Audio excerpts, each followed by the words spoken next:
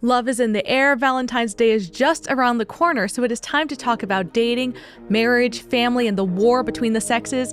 Let's spill some sweet tea.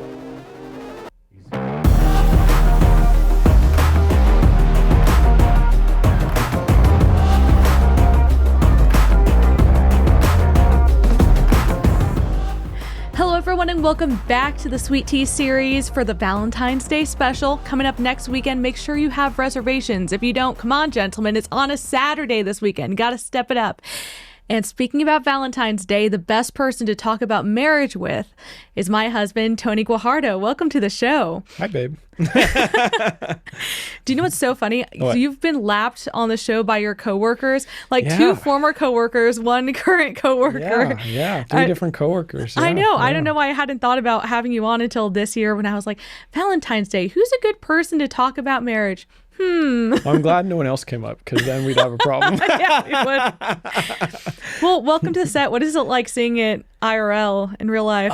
It feels a little weird. Like I'm used to being, just the guy seeing it on YouTube and like dwelling in the comment section. So the fact to like be here and like see how the sausage is made, it's pretty surreal, but it's awesome. Yeah, It's well, really you're awesome. getting a behind the scenes here.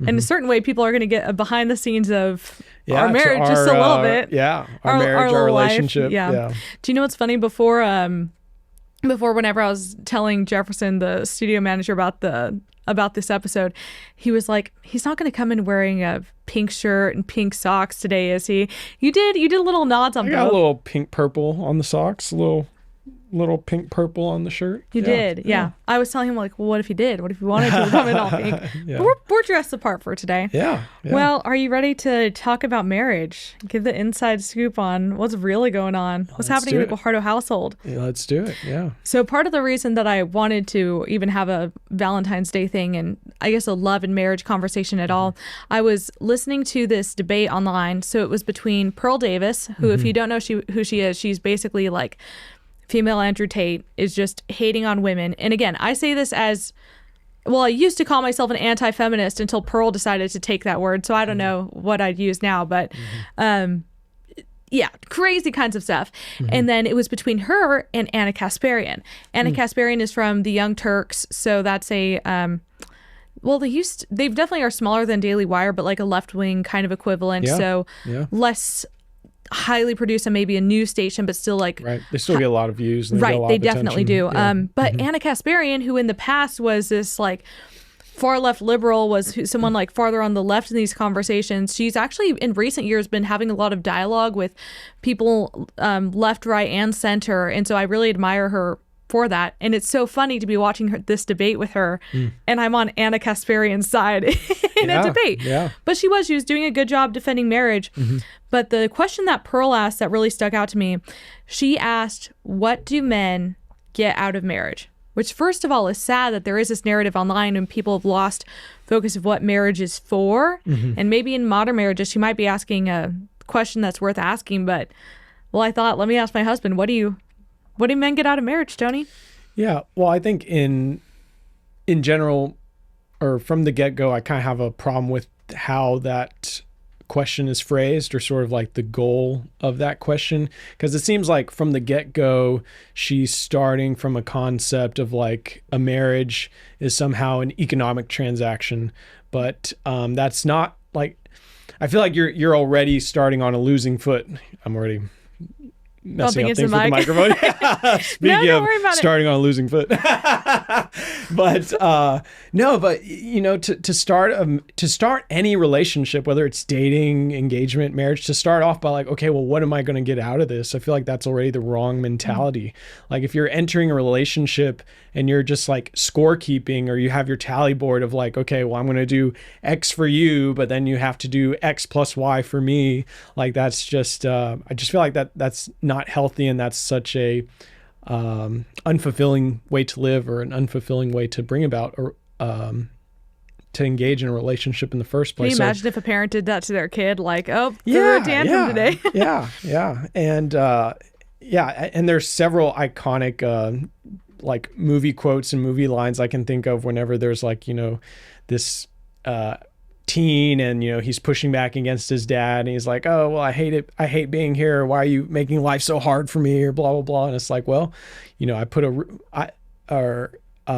there's one scene in particular, the guy who plays Morpheus in the Matrix, I can't remember the movie, but he essentially is like, he's talking to his boy, and he's like, well, how come like you're not doing anything? And he's like, oh well, because my job is easy, all I have to do is pay the bills, make sure you have a roof over your head, make sure that you eat, make sure that you have a warm bed to sleep in. And he keeps going on and on. So anyways, long story long. I was wondering when you were going to say that saying today. It came out quick. Yeah. So long story long. But again, but going back to your original question about like, so what do men get out of marriage? I mean, the short answer, I suppose, is, well, everything. Like there's a great deal of change and challenge and growth that comes with marriage. And I know just in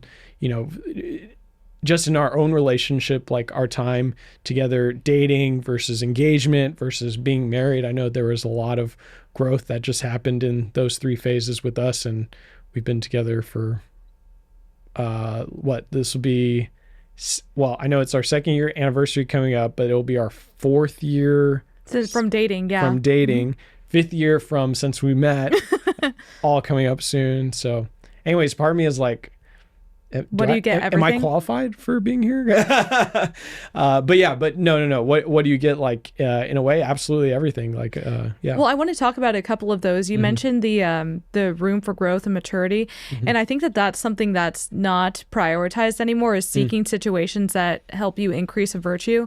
So something that I remember whenever I knew that I wanted to get married younger, because if I found someone who I loved, of course I'd want to have more time with them. Because how sad is it to look back on your life? And I feel like in so many movies you hear when someone's old and dying and the only thing that they wish they had more of was time with their family and time with people they loved. So why would I willingly try to avoid time with someone who I'd want to spend my whole life with? So anyway, I knew that that was something I valued. But one of my, a family member of mine, she was saying that I should take time to be selfish and don't rush into anything, like take time to travel. But I'm thinking, who would I be traveling with anyway? And it's so much easier when you're married and you have, for women, it's like for safety and security and just knowing I have someone who's going to be there. Since there's no way out, going into every conversation or even disagreement, that there is boundaries on this, there's limits, and there's a feeling of safety that you have within that. To be able to be honest and not have to worry like, oh, well, if I say the wrong thing, is it the relationship going to fall apart? That's what I think part of what women get out of marriage, is that sense of security. But then from men, you were talking about, let's talk about some of the virtues that men can get out of marriage. What would you say some of those are? Well, or again, I guess opportunity for virtue, maybe. Right. The opportunity to grow, for sure. Because I mean, when you're, single guy, and I'm sure the same is true for, ladies who are single and, just living by themselves.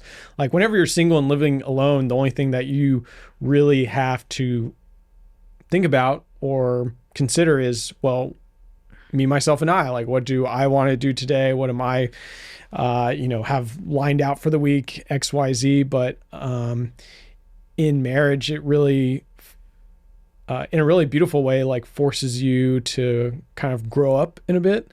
Like, and I don't know if you're planning on getting to this later, but I mean, I was, single and living, by myself, like already had a house and was living alone for at least, it's just me and the dog for at least, 2 or 3 years in Blanco, maybe a few more years in Austin. And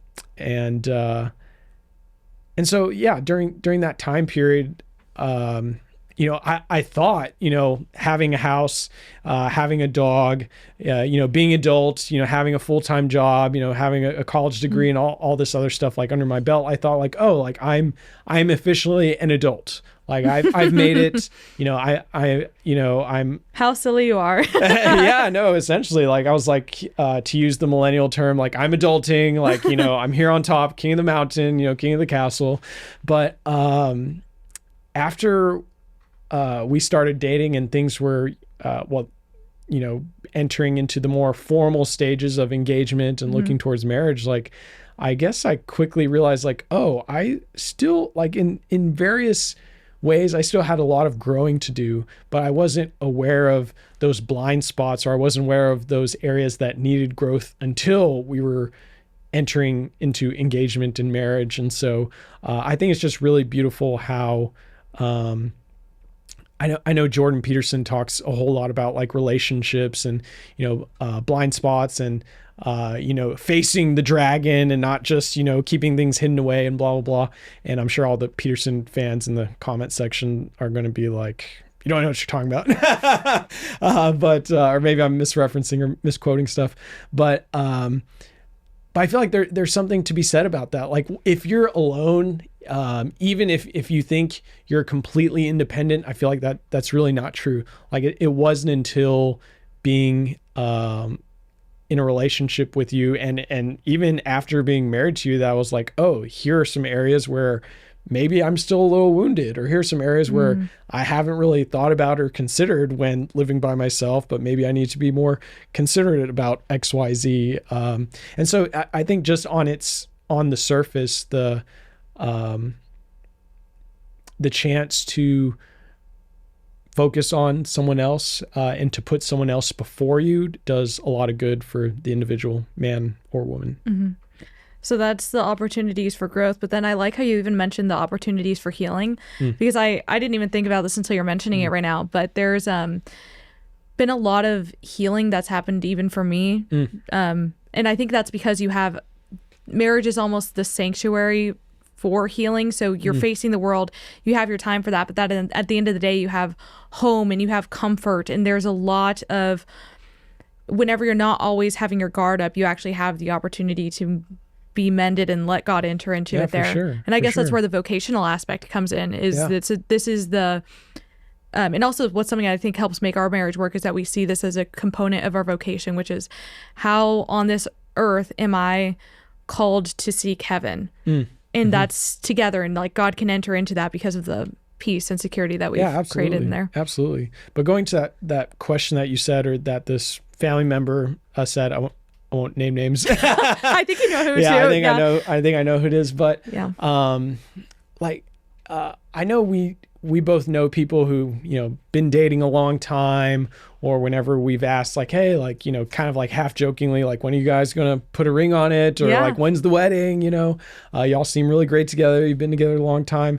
Like for anyone who has reservations, or they feel like, oh, I just need to do me a little longer, or I just need to like travel more or make more money, or insert any other excuse. I think that's what they are. Insert any other excuse. I just feel like they all fall flat. And like you said, going on traveling, going on road trips, going on trips abroad, even just work trips, like they're much better, way more fun. Even simple things like watching a good movie, like it's 10 times more fun and more enjoyable with someone to break it down with and to share with versus well, I want to give an example of that. So this weekend we went to Fort Worth Bass Hall and saw a symphony. Lion King, actually. So they had the movie playing, and then symphony was doing the music underneath. Phenomenal. But one of the most fun things that I enjoy with you is both movies, TV shows, symphonies, musicals, whatever it is, we're like breaking down the story and the characters and what does this mean for us? What is this commentary about people? And something I came up with The Lion King, which is, something we hadn't thought about for years. And I would usually for movies, I say spoilers ahead, but The Lion King's been out since the 90s. So calm down. Shouldn't be a spoiler. So hopefully you remember this too. We were talking about the thing that called Simba back to claiming his responsibilities and taking his place as king. So both the importance of the time that he had with Timon and Pumbaa in retreat, but how easy it is for men especially to slip into that and just have comfort there and not decide to follow through with responsibilities and take stuff up. Like I think it's easy for men to get very comfortable.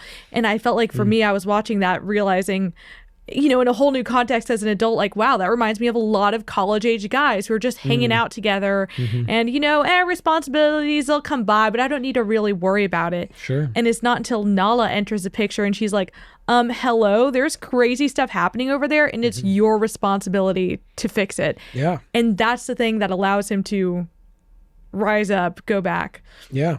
And I guess do you see, or what other correlations did you see from Lion King, or where women enter the chat, if you will, to move things around for men? Well, I think that, well, first and foremost, like, I haven't seen Lion King, like, before this weekend. I probably hadn't seen it in like 20 to maybe 30 years. It'd been a long time since I last saw the movie The Lion King. So there was so much depth that I wasn't expecting from that Disney movie. Like, I didn't think that we would leave that movie having like these sort of in-depth conversations about, oh, what does it mean about Scar and his character and Timon and Pumbaa and blah, blah, blah. But I think the chapter with Timon and Pumbaa, yes, I think it does show that guys, like, think about guys at a frat house, for example, like, yeah, it can be very comfortable to just live in a house of just like all these bros, and you have the same interests, you can, work out together, eat together, go party, go do whatever, right? Like, it's very easy to sort of stay in that state.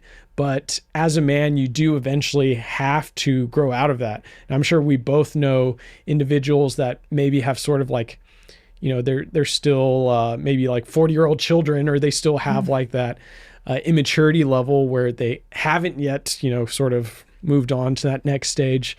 But yeah, I think that in a serious relationship, and especially in marriage, it really forces you to, to look outside yourself, to think outside yourself, and really like it forces you to see the world as no longer revolving around yourself. And I feel like that does a lot of good for men. Mm-hmm. Yeah. It's funny though, the practicalities that come along with that as well, that I think allow you to be more aware of other people. So example would be love languages. So early in our relationship, there were a lot of fights that we had that I think were because we just weren't understanding each other and what made us feel loved and how we liked to give love. So I might be doing something like, I'm a big words of affirmation. I say I'm a words of affirmation girly. Mm-hmm. Like, that's me. I need it. I thrive off of it. Yeah. Well, some fights were also just like we were hangry or something like that. Actually, like, huge relationship advice right now. Sorry, little tangent. Yeah. If you are, at least for us, if we're having a fight, we sometimes like stop in the middle of it. One of us will like come to our senses and be like, hold on, we should probably eat something first. So we go eat, we'll like go do something, eat our food together, be joking, and then we're like, oh yeah, were we arguing about something still earlier? Yeah, exactly. So anyway, I'm sorry, I cut you off, but yeah, no. I was saying another pice of it was love languages. So if for you, you're a big acts of service person. Mm-hmm. For me, that's lower level on the list, but you felt like, well, I'm doing all of this stuff for you. Why don't you feel loved? Like, I'm doing everything I can to give to you because that's something that you would receive. Mm-hmm. And I'm like, but you didn't say you love me 5 times a day. I don't know what you're. Sure. Yeah. But do you think that that's expanded or changed the way that you treat other people because of realizing those kinds of things? Well, like with, I guess once understanding love languages, and in particular understanding what your love language was or how you best prefer to receive, in your instance, it's like words of affirmation is like, the highest thing for you. So it really like, again, if I'm just, living in my own little world or in my own little bubble, and if it's just the kingdom of Tony, then I would just be like, oh, well, you don't receive affirmation or a sense of belonging the same way as I do. Well, then you can't be in Tony's kingdom anymore. Goodbye, But obviously that's not how, again, like going back to like why I think that question posed from Pearl is so ridiculous. It's because like, for multiple reasons, it's just ridiculous. But like, if any man or woman were to try to go about a relationship with that as the mentality, like I just feel like, again, it's destined for failure. But so again, like me knowing, like after us having a few opportunities to learn perhaps the hard way of, what each other's love language is, like it sort of like forced me like moving forward. And even now, to like make sure like, oh, have I like just sort of like do an internal audit of, have I told, given Ariana praise, like verbal praise, vocal praise, not just like in my head, but like told her and multiple past was it, times. well, I thought she was great at this. I don't know why she's not receiving that. Yeah. It's like, yeah. Or in my mind, it'd be like, oh, well, I did all these things to show you that I appreciated or liked or XYZ. But no, it forces me to like do this internal audit to make sure that, okay, make sure I verbally say the words, and I say them at least a few times, like, babe, thank you for doing this, or I love that you did this for me, or love blah, blah, blah. Yeah. Well, good job. See me like affirming you, because that's my my main one still.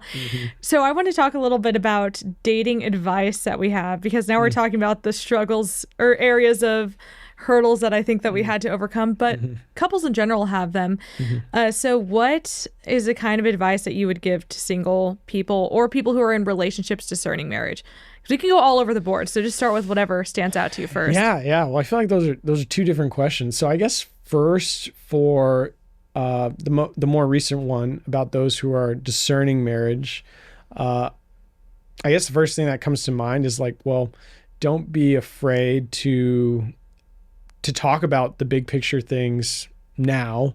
Like, I know for us, what I feel like one of the things that helped us, really connect and click so early on was like probably by date 2, if not by date 3, we're already talking about like, how do you foresee like family life, to look in the future, or like how many kids do you see as like ideal, talking about faith, family, like these like core foundational, like big picture things. Like we were already talking about those within our first 3 or 4 dates. But I think you can even rewind further then. So in order to even have those kinds of successful dating and within a reasonable time frame, is starting off with what is dating for. And if you don't see yourself, or you're not in a place right now where you could see yourself getting married in the next 2 years, you probably shouldn't be dating. Oh, so, absolutely. Yeah, absolutely. But I also say this, I should have mentioned this at the top. We're also coming out of this from a little bit different perspectives, which is why I thought it'd be cool to talk to you. So whenever I got married, I was 24, so kind of early 20s, still just 2 years out of college. You were 34. So already had your own home, have been working for a while. And so a little bit different life stages. And so I thought we could both speak to that a little bit differently. Sure. Anyway, so going back to the first part, which is, let's say you are someone who you're like, I'm conservative, I know my values, I want to have a family in the future. Sure.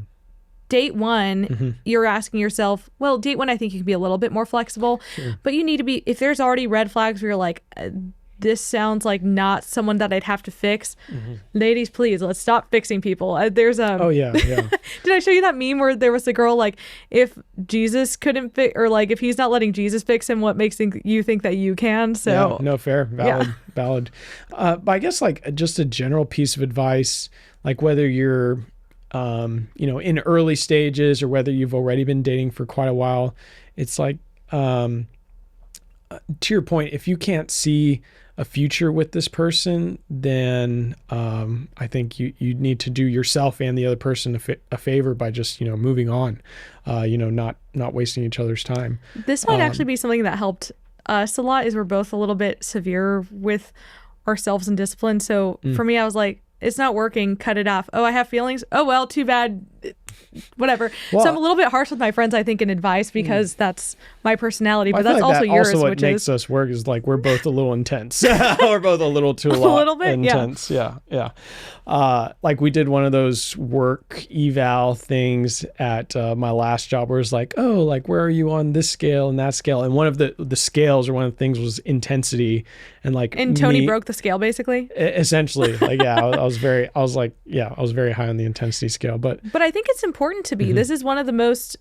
I mean, it is one of, if not the most important decision you're making in your life, which is this the person that's going to help me get to heaven?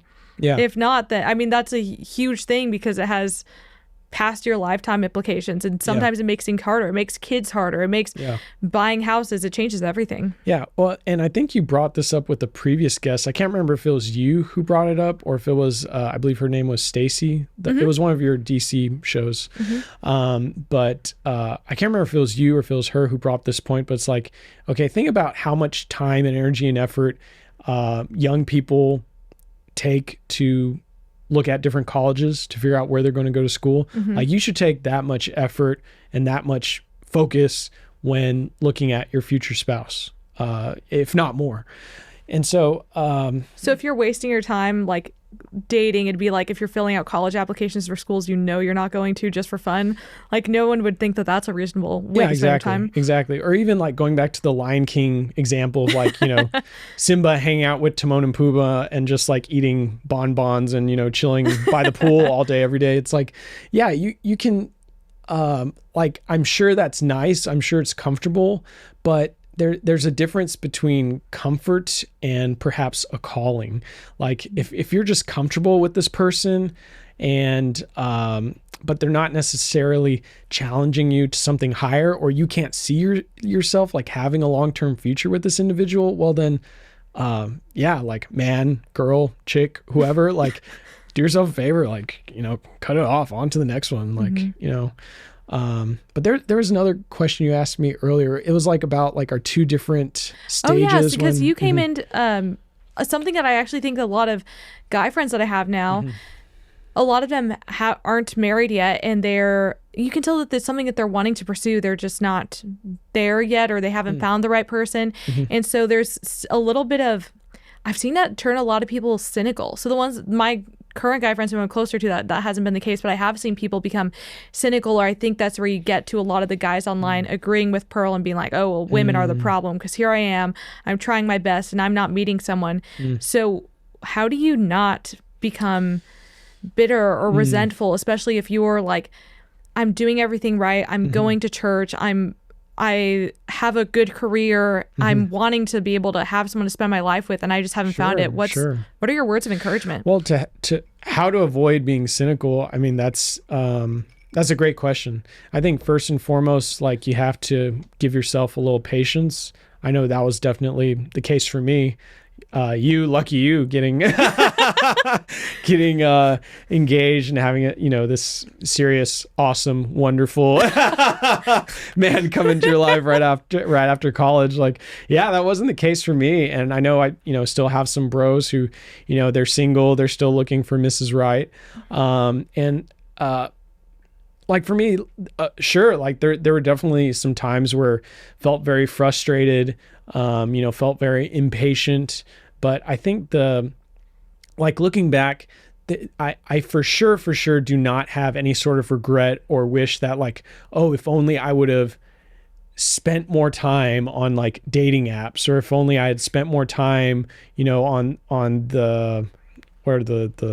Hinge, or like paying for I don't know if they have like a paid profile for that, or like for Bumble, or for any of these other things. Like, no, I have no wish or like, if anything, I regret. You were using them though, weren't you? Yeah. So if anything, I regret the amount of time that I spent anxiously like looking or swiping or whatever, or like having these kind of like going nowhere conversations with people. Cause like ultimately what ended up working was just like focusing on me, even though God really had to take me like kicking and screaming because I didn't want to just focus on me, but it was really just like focusing on me. But by focusing on me, focusing on me as in like focusing on like becoming the best version of me that I could, being single. So not focusing on me on like, wow, my life is so cool and I'm making it cushy. It's focusing on self-improvement. Or, yes. No, that's much better. Or virtue, maybe. Yeah. No, I think all the above is perhaps a better way to describe it. But yeah, focusing on like, as you said, growing in virtue, in becoming the most responsible, best version of myself that I can become, making sure that, I'm loving myself, taking care of myself, that I'm not, thinking, not having this mentality of like, oh, I just need someone to fix this part about me, or just like, you don't want to, like, the whole needy business stuff, like someone can't fix you in that regard. Like, you really have to love yourself before you can love another person, and be comfortable with yourself. But, where was I going? I lost my train of thought. This is why our marriage works. I can put you back on track. Yes, Tony. no, please. We were talking about the solace, or what it is that how you were able to be patient waiting for someone. Yes. And to avoid being cynical. Right. So, even though for me, I feel like God had to sort of take me, by my ankles, and it was sort of despite my protests, like that's what ended up working, like, for us, like, was just doing what were some of the changes then? Well, like one, taking time to just get more involved with my parish, like taking the time to, okay, I have all this energy or anxiety or thoughts about the future. Well, instead of just keeping that bottled up and, contained in my own little worlds, like, okay, why don't I, take my mind or take this energy instead of just like, containing it in this little nutshell, like, why don't I direct this energy to something helpful and something healthy? And like, rather than just continuing to, look in the mirror and be like, poor me, why don't I like find a way to, kind of serve or give back? So getting involved with my parish, shout out to Our Lady's Maronite and Abuna Don. We love Abuna Don. And, getting more involved there. Attending some of the regional retreats and like young adult events and things there. Spending your time better than just thinking about yourself. Yeah. Spending my time. Which is funny because we're talking about fixing yourself but not being consumed with the self. Yeah. I think it's really important. Like if you find yourself having this, this anxiety or this energy and you're just like, I just don't know what to do. Like, find an outlet for it and preferably one that, does some good, that, gives back to your church, your community, to other people. So that was one thing, was just like, okay, taking this energy and, investing it in my church and my parish. Trying to think of other things I was involved with or was doing before, like, we reconnected and started dating. So a few weeks ago, we went out to dinner with, do you remember like hanging out with Robbie and her husband? Yeah. So one of the Robbie. things, I know, I hope I can get her on the show soon. She was on Mandy's show, Parent Empowerment Podcast, which was a great episode if you guys want to watch. But she said that she's working through this idea of there being different pillars in your life and only being able to, like, you only have a certain amount of time and you should try to fulfill these pillars, but not give too much to one, because then that means you're not meeting another. So for example, like, you should be involved in your parish. You need to do something that's involved civics or like maybe, like, I think one was like exercise or other kinds of just personal wellness ones. So if you put too much into one bucket, that means that you're not having enough to sustain one of the others, but also you could be just neglecting one in general. So I think one of the ones that for you that helped was also civic engagement, which I guess just by virtue of our jobs we fulfill. But I think another thing, if someone's listening to this podcast, they probably already have this part, but knowing what you believe about the world and trying to improve people's lives, well-being civically, and that kind of engagement, I think that's an important component, and also part of why we met. Yeah. So anyway, there's multiple ways that you can spend your time for improving yourself, but I think that that's an important one for women to look at as well. So part of it is, what is the kind of guy that I would be looking for, and am I the wife that he would be wanting? And if not, does that mean that I'm lacking in some kind of virtue? Am I lacking in patience? Are there qualities now as we're wanting to have kids, that still hasn't happened yet, but in this time of waiting, part of my prayers and what I'm trying to figure out, like, are there, like, do I lack patience? Are there things that I could do to make our house more orderly so my kids could have peace in the future? So if it's not happening, like, are there things that I'm still being called to work on that vocation, even if I'm not actively living that stage of it yet? Sure. And so there's two things that come to mind. One, like, going back to a question you asked a long time ago, like, I guess what good does the man get from marriage? From a career or like professional standpoint, it really sort of forced me to kind of like wake up a little bit and, kind of, maybe circle the wagons and get my act a little more together. It's like, okay, I can't just be somewhere where I'm just comfortable and just sort of like gliding by. Like, I really need to like be thinking about the future and make sure I'm somewhere where there's like growth and I can, provide for a family, and God willing, a big, Catholic family, because I think you've told people we want a minimum of 4 kids. But what was the other thing? Oh, the other thing I was going to bring up. So you were, I forgot how you phrased it, but you were talking about, or you slightly mentioned the things that brought us together. So the other thing that came to my mind was like, well, are you going to tell, I feel like I'm taking your job a little bit, but it's like, are you going to tell people how we met? I feel like you do a better job. Do you want to? I feel like you tell the story better than I do, and maybe it's just helpful. For funsies. You just want to walk down memory lane together. Yeah. Well, part of this is actually, do you want me to tell your order or my order? Do your order. Okay. Fine. You're I more wasn't going to go down comfortable this route for the show. I mean, unless you But want me to I'll do just my give order, then. No, I'll do your order because Okay. it's faster. Okay. Basically, the first time we met was at the Capitol. He was testifying for constitutional carry, and at the time I was working at a publication, so I was recording videos of people who were testifying on con carry. We met for like 10 minutes there. Mm-hmm. That's it. Actually, I didn't even think too much of you at the time, but Wow. Wow. I think I'd just gotten out of a relationship, was not thinking about that at the time. You're just some guy I was reporting on. Anyway, a whole year later, it was at your church, which is part of what goes to you deciding to get involved with that, being there at the right time. Mm-hmm. And you were sitting in a pew behind me when I recognized you walking in and was like, hey, I know you. We met a whole year ago. And then here we are now. I'll get the story more interestingly when at a different time. But I wanted to just talk about the concepts of marriage, family, dating. Mm-hmm. Something I wanted to do is just dissect, why do you think our marriage works, which is a little bit of what we're getting into, and it's shared values, interests, and then also the willingness to at times put aside pride and like even like things like I was talking about the love languages, figure out what is it that this person would make them feel loved and what can I do to make that happen. Sure. Well, I think another thing that helps things work between us is just the communication, like constant and honest communication. In fact, I can think of a few different times where we were having not arguments, not debates, but like clarifications. Yes. There's a difference. We have arguments, but the clarifications are we're both, and maybe this is another thing that works. Maybe we agree on like 95% of what's happening or what's going on. Right, but we both really care for the truth and being precise and precise language for clarity. Yeah. Even if it doesn't matter to other people. Maybe we're just OCD like that. Maybe everyone's watching this and like, oh my gosh, like these people are so wound tight. A little bit. But yeah, we do have our clarifications. Yes. So it'd be like, no, it was a blue door that we walked through that day. You told the whole story correct, but the color was off.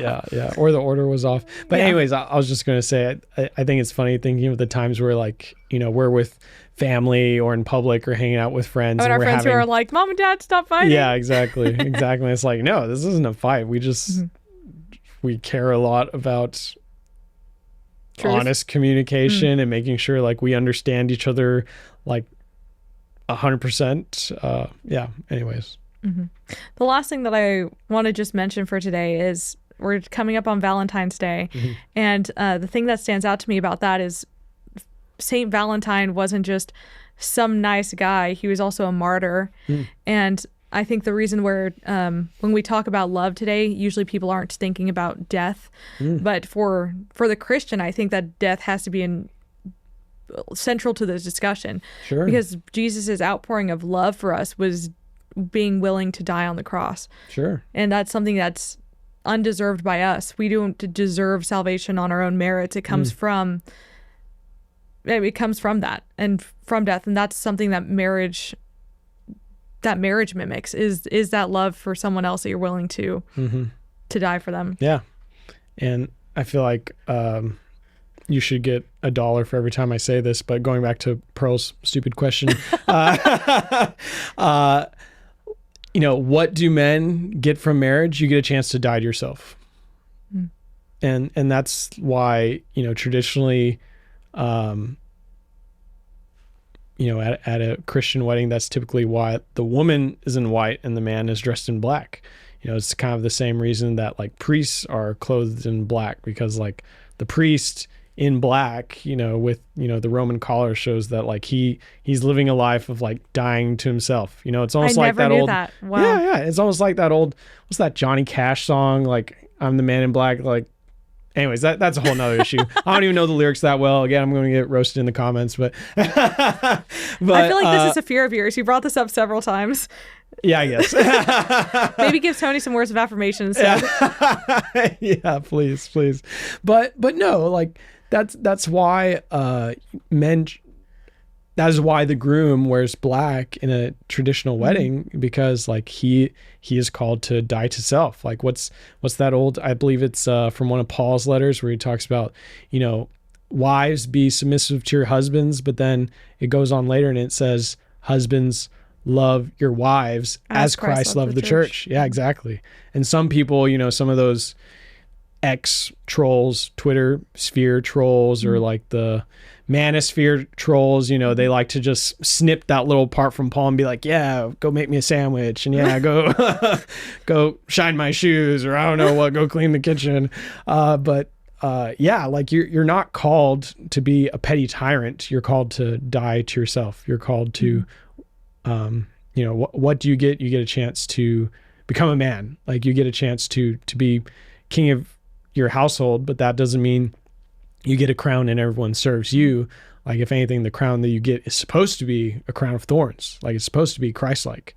And I feel like I'm not very good at that, but I'm doing my best. And so, anyways, I apologize. No, I love it. Another reason I'm thankful you're here today is you're also almost done with your master's in theology. So I'm glad you could add that context to it. Yeah. But I think you brought up something interesting about the king. So in both Orthodox and Eastern Catholic churches, the way that they have their part of the marriage celebration includes being crowned, like with a physical crown. And in our church, it represents being king and queen over your household. So we got to do that as part of ours.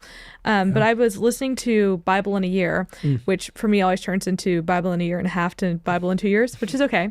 But I'm currently in Old Testament still reading about David.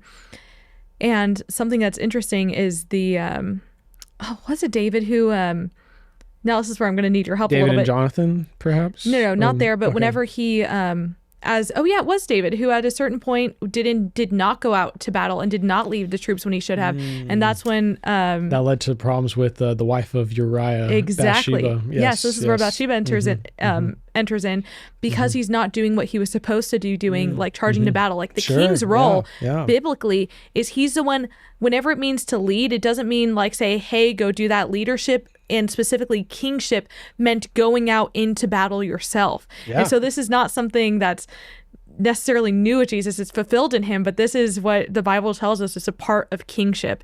And if so, we see marriage as being king and queen over your household. That is part of the man's role, is being able to take charge in that regard.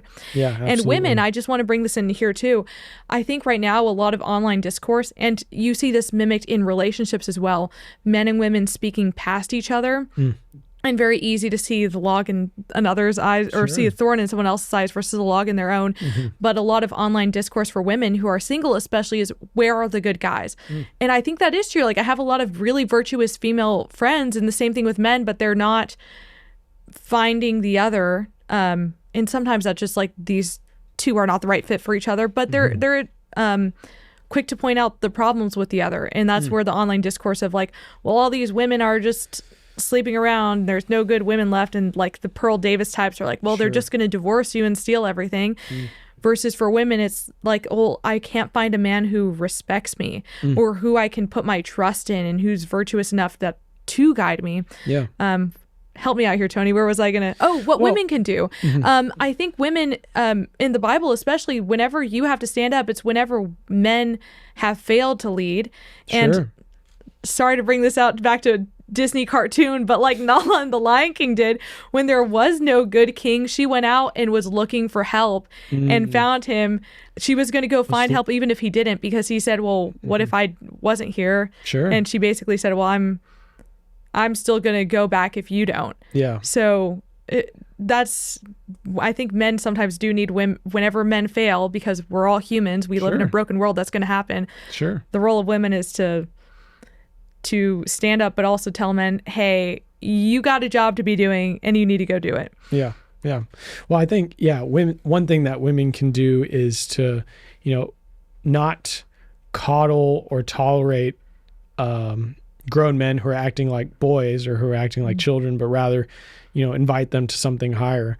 I mean, even when we were dating, like I knew very early on that, this girl's awesome. And I remember it was, pretty early on, I was, trying to make a move, thought I'd like, sweep in and steal a kiss. And you're like, sorry, I don't kiss guys unless we're actually dating, like unless we're officially like in a relationship, boyfriend, girlfriend. So that was like a way, it's like, whoa, like it really made me sort of think like, okay, what am I doing here? Like, is this, and obviously the rest is history. But like, that was a small thing that you did that really forced me to, I hope this doesn't sound bad, but really forced me to take you seriously, really forced me to be like, okay, like this isn't just another, date with just a random person. Like, this is someone that I need to seriously like wake up and consider, like, what am I doing? Like, what are my actions and what are my intentions, and are they aligning? And so, that was a beautiful thing that you did for me, for us early on. And for the women who perhaps have had to put up with far too many, what's another term? Manly boys, boily men. I don't know. I know it's a Sabrina Carpenter, perhaps a man-child, but... Man-child, that's what I was looking for, not boily men. Yeah. Man-child is what I was looking for. No, for all the girls who've had to put up with too many children. Yeah. I'm sorry, my heart goes out to you, but, definitely don't put up with that. Don't feel like, oh, well, I have to lower my standards or lower my expectations because otherwise no one's going to date me. Like, heck with that. Like, you don't need a man-child. And like, even me thinking back to like those times where, I too was kind of like down in the dumps or was thinking like, oh, it's all lost. Like, there are times where I was like, oh, well, maybe I just need to not have these high expectations of like, oh, being able to find someone who's equally yoked about the faith, and instead just need to settle for someone who's just willing to step into a church with me. Like, and looking at like our relationship today, it's like, I'm so glad I didn't make that what could have been a horrible and fatal mistake, because like I wouldn't want our relationship any other way. Like, I really love that if there are times where, I'm just like super tired or weak or just kind of struggling, like you're more than willing to be like, would you like me to lead prayer, or like, just kind of like being that support, being truly that helpmate is just, it's just fantastic. So. Well, ditto. I don't have any better way to say it like you did. I'm glad you keep touching on things that are part of my list. I have this list of rules for dating that I had for myself, which I think are really helpful. And every time I'm at a bachelorette trip, so when all the girls are usually after the clubs, after everyone's had some drinks, and then they're talking about like, why can't I find someone? And then I'm like, well, list. And then usually they'll text me afterwards and be like, hey, what were those rules that you had again? And I think it's interesting because this is people who are secular, like not even politically aligned in any way with me, but have realized like, oh yeah, this is broken, but you might have something. So I'm trying to, this is where I need your help, Tony. You got to hold me to account here on finally writing my booklet. Not a book, that's too much pressure, but a booklet on my rules for dating. Yeah. Yes, yeah, a resource for yeah, we were workshopping ideas. I think what was the one? Oh, I can't use don't be a hoe. I thought that'd be a little bit too aggressive. Yeah, I think so, babe. I think don't be a hoe is a little aggressive. But hey, it gets mostly to the point. Yeah. No, but also just for women being willing to stand up for your values. And like you said, even on that second date where I said, oh no, I don't kiss people I'm not in a relationship with, and how that helped refocus stuff. So we'll see. Maybe I need to do that this year. That was one of my New Year's resolutions. So please hold me to account. Absolutely. Thank you for taking the time to be here. Before you leave, I forgot to give you a chance to talk about what you're working on now and where you're working. So one of the things I also love about our relationship is that we're both in the same general sphere. Nonprofits working towards freedom and liberty. Yeah. What do you do, Tony? Yeah, so I'm the Texas director at the Freedom Foundation. Been there for a few years now, and it's a huge joy to be there. But essentially what we do is we defund the radical left. So we're not protesting in front of or burning down George Soros buildings, but instead we're attacking their number one source of funding, which is government and public unions. In Texas in particular, we're hyper focused on the teachers unions. Our goal is to get 1,000 brand new educators into our Teacher Freedom Alliance by the end of this year. And so, that's a little bit as to what we're working on. Go check us out at freedomfoundation.com. And Yeah. Thank you for having me. This has been a huge joy. To hear more about their mission, I had a whole episode with Sienna just on public sector unions. Yes. Which I think she did a great job of illuminating the Check out Sienna crazy Rose. stuff. Check out the new Frontline. That's her podcast. Check out our channel on YouTube. I'm pretty sure if you just type in Freedom Foundation on YouTube, you'll find us. But that's a little bit. Well, as I've continued to emphasize in this episode, I am huge words of affirmation girl. So I want to end with some words of affirmation. Something that I appreciate most about you, thinking about things this Valentine's Day, is how much self-discipline you have and how encouraging that is to me. So if it's even things like making time for going to the gym, all the stuff that you do around the house to make our house function, yard, all the kind of stuff that I myself would struggle with just doing, I really appreciate that I have a partner who I can rely and depend on. So thank you. Well, thanks. And thank you for calling me to something higher. And just a huge fan of the show. Love sharing it with people all the time. Anytime a new episode comes out. I know you're my number one marketer these days. Yeah. If I don't make it in the fundraising / development sphere, hopefully I can make it as like your hype man. You always are. Hopefully, yeah. Happy Valentine's Day. Happy Valentine's Day. Thank you for taking the time to hang out with me in the office. For everyone else, thank you so much. I hope you have a wonderful Valentine's Day.